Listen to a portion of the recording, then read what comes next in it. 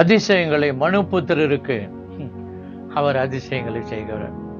நீங்கள் யோசிக்கிறீங்களா? சுவாசிக்க மாத்திரம்தான் அற்புதம் செய்கிறாரா? இல்லை, உலகத்தில் இருக்கிற எல்லா மனுபுத்திரருக்கும் அவர் அதிசயங்களை செய்கிற தேவன். சங்கீதம் 107 அதிகாரம் 9 பார்க்கும் பொழுது, அவருடைய கிருபை நிமித்தமும் மனுபுத்திரருக்கு அவர் செய்கிற அதிசயங்கள் நிமித்தமும் அவரை துதிப்பார்களாக. கிருபை நிமித்தம் மனுபுத்திரருக்கு அவர் செய்த அதிசயங்கள் நிமித்தம் அவரை துதிப்பார்களாக.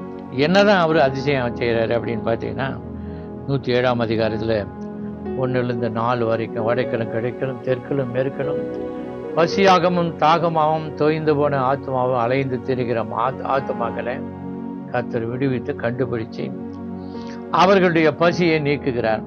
ஆபத்திலே அவர்கள் கர்த்தரை நோக்கி கூப்பிடுகிறார்கள். அவர்கள் இக்கட்டிலிருந்து அவர்களை விடுதலையாக்குறார். தாபரிக்கும் ஊரை போய் சேர அவர்களை செம்மையான வழியிலே நடத்துகிறார்.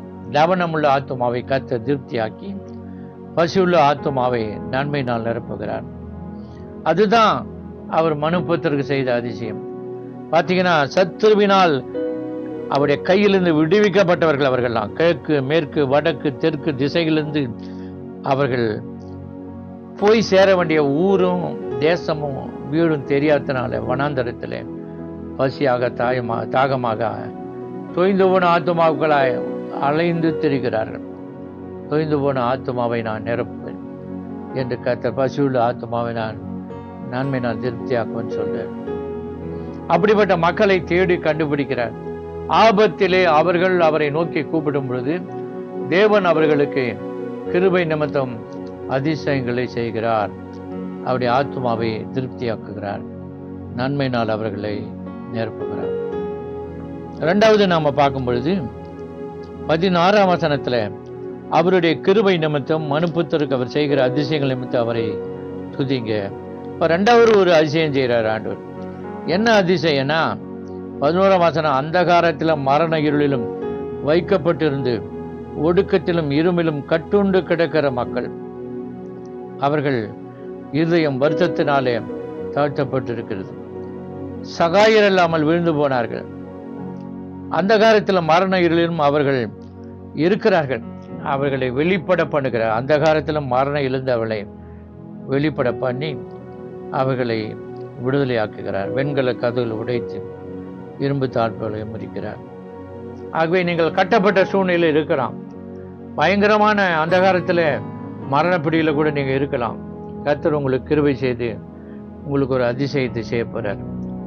வெண்கல கதவுகளை உடைத்து இரும்பு தாழ்பாலை முறிக்க போகிறார். அந்த காலத்தில் மரண இருளிலிருந்து உங்களை வெளியே கொண்டு வர போகிறார்.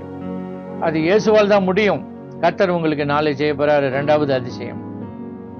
மூணாவது அதிசயம் பாருங்க, 19 மூணாவது அதிசயம் 21 அவர்கள் கர்த்தருடைய கிருபை நிமித்தம் மனுபுத்திரருக்கு அவர் செய்கிற அதிசயங்கள் நிமித்தம் அவரை துதிக்கிறார்.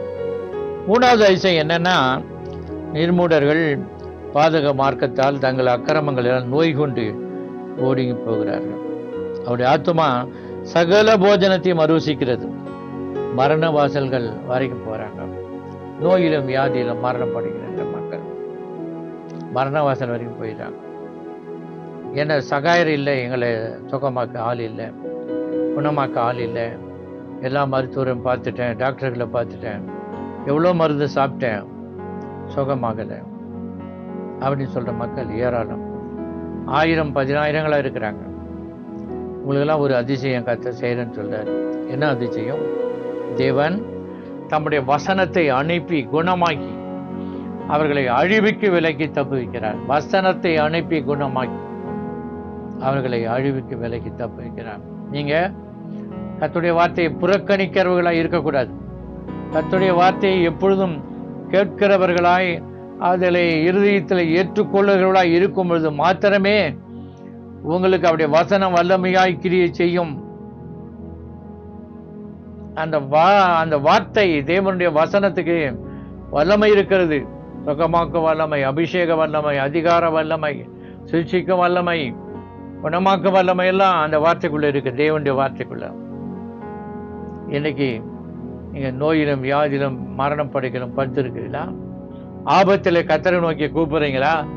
உங்களுக்காக நாளிலே இறங்கி வருகிறார்.